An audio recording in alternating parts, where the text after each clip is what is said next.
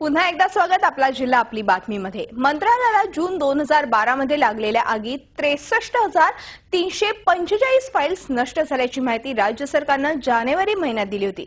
मात्र 9 महिन्यांनंतरही आणखी 23,354 फाईल्स जळाल्याचं राज्य सरकारने स्पष्ट केलंय।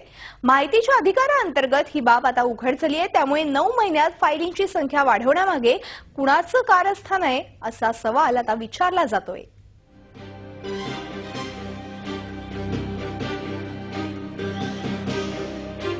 21 जून 2012 या दिवशी मंत्रालयाला लागलेल्या या आगीत अनेक महत्त्वाची कागदपत्रे जळून नष्ट झाली। या आगीमुळे झालेल्या नुकसानापेक्षा राज्य सरकारच्या कागदपत्रातील फेरफारामुळे बसलेला चटका हा अधिक दाहक आहे।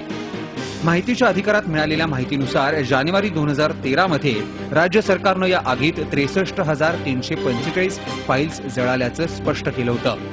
पण 9 महिन्यांनंतर सरकारने यात 23,354 फाईल्सची भर टाकत 86,703 फाईल्स जळाल्याची माहिती दिली आहे।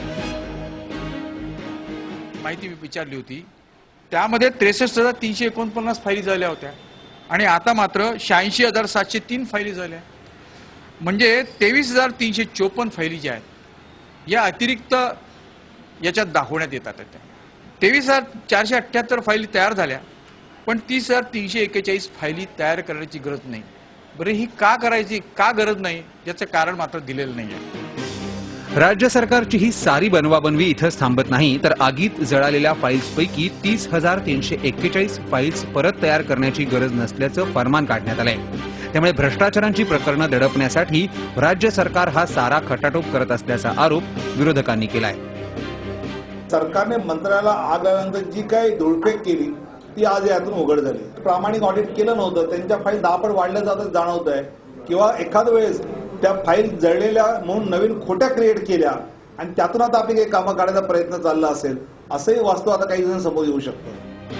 मंत्रालयाच्या आगीच्या धुरामध्ये आणखी कोणकोणती प्रकरणं दडपण्याचा प्रयत्न केला गेला हे येत्या काळात उघड होतच राहणार आहे। Akhilesh Halve, Zee Media, Nagpur. गुंतवणूकदारांची फसवणूक केल्याप्रकरणी सिल्वर